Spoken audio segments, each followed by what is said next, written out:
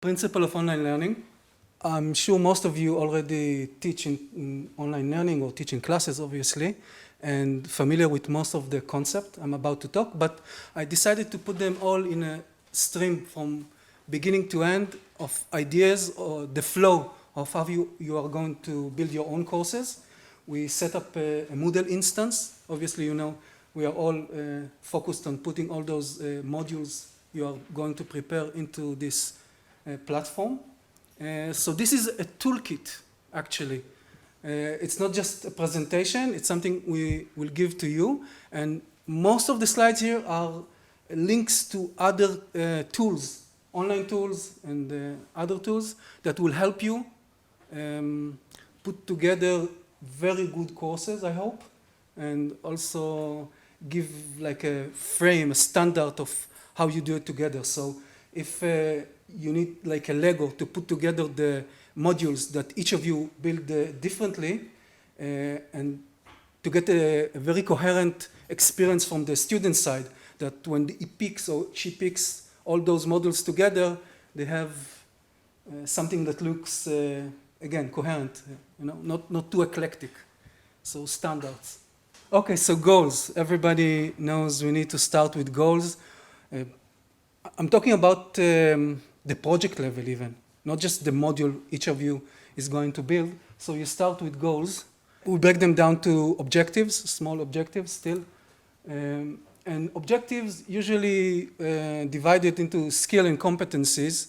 Sometimes they are interchangeable, so I'm not really, I can't really tell the exact difference for you, how you imagine what is the difference between skill and competencies. It's still on debate, I see all the time, but I put them together, so they are part of the objectives. And then we would like to put some real feasible targets into each module, so students will know when we design the course and we put activities inside the course, and then we measure outcomes that we are going back to the targets and getting into the targets. This is the flow, I think. I recommend you envision when you build your modules, the courses, and throughout the presentation I will try to talk about each one of them, so you will have a good framework to work with. Okay, so I'm starting with goals. Goals according to the overview of the project, any relevant course, but yes, still in the overview of the project, in the basic documentation, I can see there is generic goals and some subject-specific goals, and we want to get to both of them. So I'm not an expert in nanotechnology, so I will not give examples of subject-specific goals, but I have a lot of experience with the generic ones. And one of the basic ones that are a little bit old but relevant still is the 21st century skills and competencies.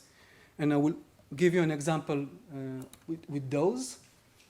Again, this is what I found, soft skills, yeah? Just need some approval, yeah? This is the one we are aiming for in this project.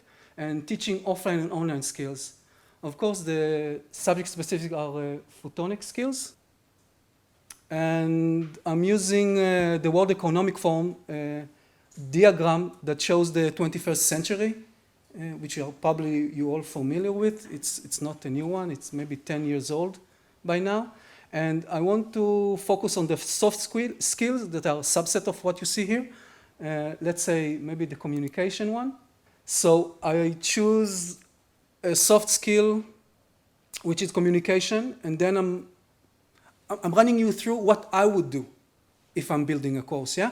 So I'm going to another website. It's the Achievement Standard Network, a big website which is holding together a lot of competency framework from all around the world that organizations on many levels, countries, levels, nationalities build and put together, and they are already with consensus about it. I'm not sure if you have a work group and decided what competencies you're going to use on this project, but I think it's a good place to look for previously good consensus standards. So I chose this one, Standard 21st Century, and when you use this tool, If you click on it, you will get into the archive, and you'll get especially for directly to this one.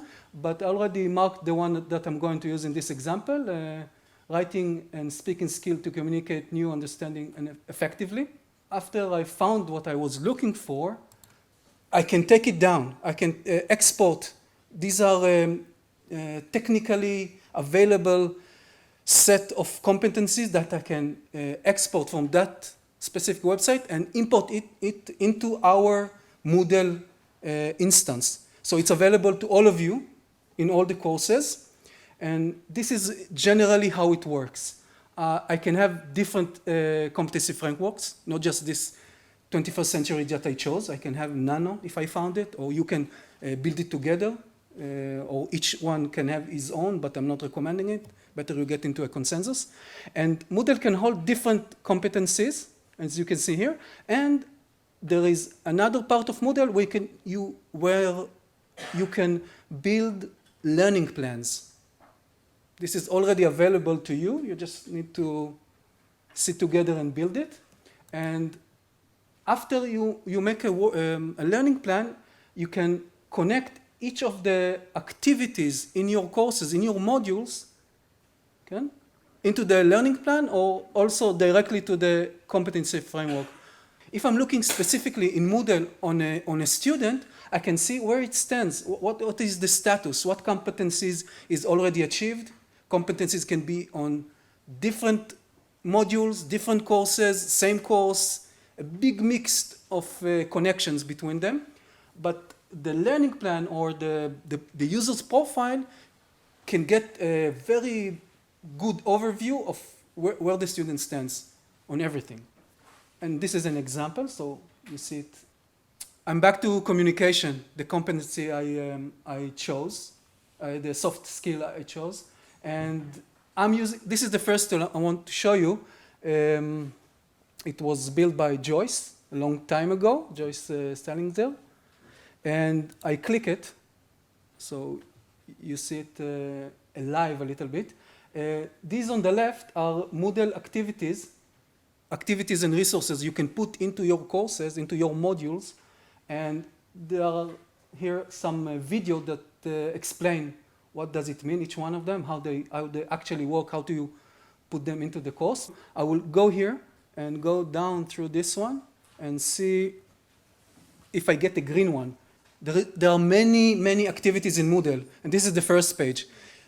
I will not go with you to the next page, but I will look for an activity that has a green color, which means for me that this is a good choice if I want to have communication skills, soft skill, being practiced in my module. Another good tool, also very old, but still relevant and adapted, the Bloom's taxonomy. It's dividing Moodle's activities and resources into according to Bloom's taxonomy. So you can choose if you want to have, comprehension, what I choose here. Yes, comprehension. This is a soft skill that you want to get the students, improved in. So you would use this one, another good one. And one of my favorites is here.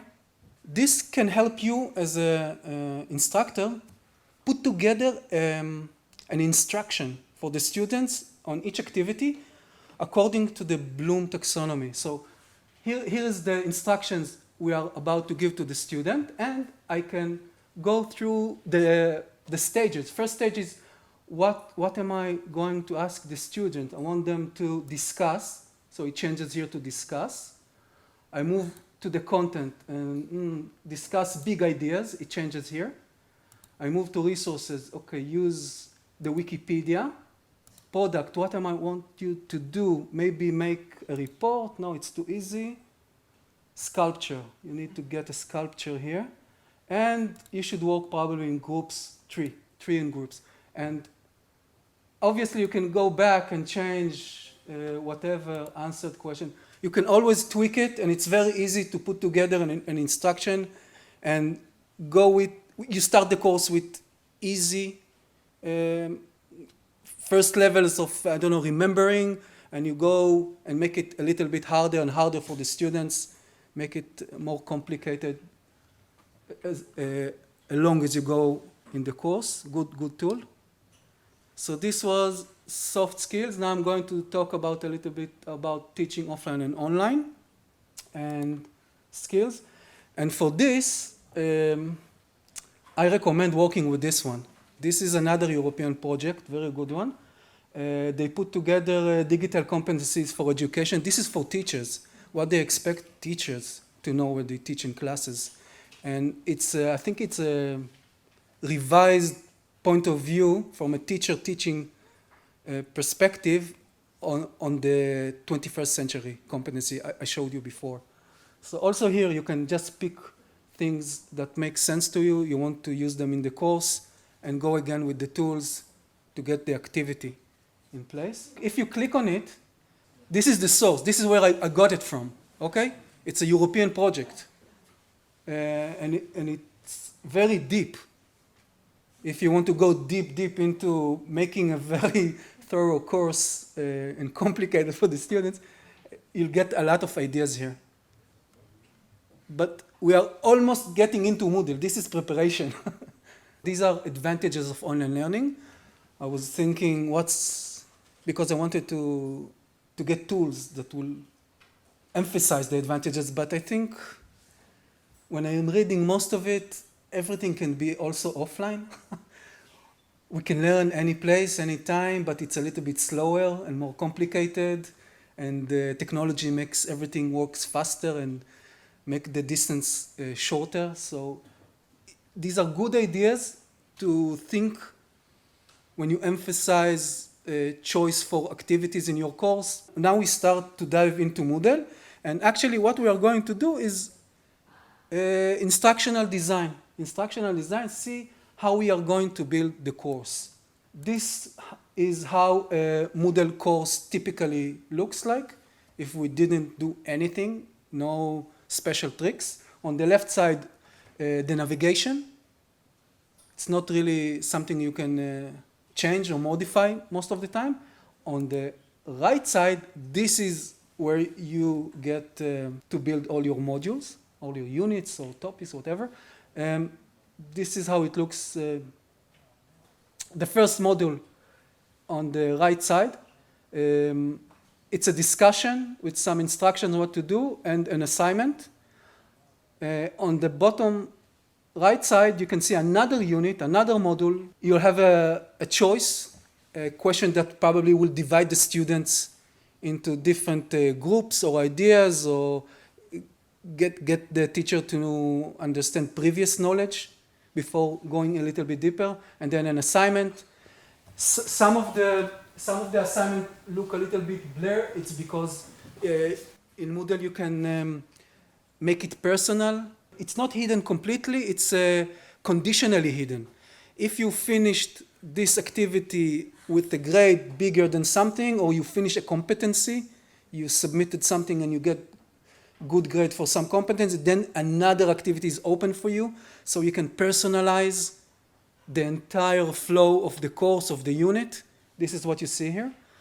One of the first things you do in a course is build activities and resources. This is a lot of types of activities that you can add into your course. The course is here on the right side. And on the bottom you see resources, presentations, files, animations, whatever. And these are the atoms, the building blocks of your module. The modules, the units, the topics, the sections in the course can be presented in different ways. The different ways a course can look like visually, in Moodle we call them course formats. This is something you will have to choose when you design the course, when you build it. And one of the formats is units and topics. You click on the topic and you get to the screen I just showed you before, a unit with activities and resources. Another one could be like this, some information on the side and a list, a linear list of resources and activities a student need to go through, cannot skip. Another course format would be like this. Units or topics are in parallel. There is no specific way you should go and do the course. Maybe you would like to jump to the other section, the third one, read something. No linear, direct, forced activity. Another one is by tabs. You have tabs of the weeks of the course or the section. Instead of numbers, you can put words to describe a section, a unit. You can see, as a student, as a teacher maybe also, which one you achieved, finished, submitted, was it successful or not? What are the activities that are due you need to do? Another type of course format. I gave you an example of about 5 course formats. We have maybe 25. We'll probably need to work out which ones would be best available for this project. So there is some consistency and students don't get lost. And also that it is according to what you need, your needs in instructional design. Universal design. This is one of my favorites because it covers a wide range of learners. And I think most course designers, instructional designers will agree that this is a good consensus to build a course with. It has 3 main concepts. One, representation. You would like, as a course creator, as a teacher, to have each subject you are teaching being represented in as many ways as you can. Textually, with the diagram, chart, animation, a video, maybe have record yourself explaining it audioly, so student can maybe hear a podcast while they are flying, taking a train, to get as many representation to each subject. Of course, it's probably time consuming to make all of it, but please consider it. It can be very useful in many situations for students. Multiple means of expression also for the student, to give them instructions for doing whatever activities, whatever subject they need to give you an outcome with as many expressions they can do. And engagement, I mean, especially in nano and technology, try to put simulations, complicated or sophisticated quizzes with interactions, that it's not only a passive course when they only read the text or see graphs, or I don't know, make it a little bit interactive so their mind is a little bit engaged. I think this is in general the idea, the 3 main concepts. I gave a deep description of all the 3 main concepts, so if you want to read them later on and get exactly better ideas than the one I'm trying to, examples I'm trying to give now, you better read this one. I'm moving forward. These links will give you a matrix. I will not click them, but you can do it later. It will give you each one of them matrix of tools in Moodle and how to use them when you're trying to design your course according to the UDL, Universal Design Learning concept of idea. This is the teacher, and we'd like to give him some guidelines and tools for the road. In the beginning of the presentation, I talked about standards. So we're not doing, when you're creating courses and students switching from course to course, from module to module, and then maybe when we put them together, we want to have some standards so all the courses have similar structure, similar content. I'm usually working with one of those. These, I will click one so you'll get an impression. These are the products of 2 very good groups of universities, consortiums, one European, one from the United States, that put together a checklist of what you would expect to include in a course. So it's a high-level course, and it's very good for the students. I will click on one of them. Just to give you an example of how it looks like, course information, course design. It's a list of ideas that when you are building a course or a unit, just go through them and see that your unit, your course, includes those ideas. You know, like the basic one, you have a syllabus inside, or do you have, did you present yourself? What's your information? Okay. Now, in each unit, you will probably have different teaching strategies. So again, I put my favorite ones here, but I put for you another tool. Let's click it.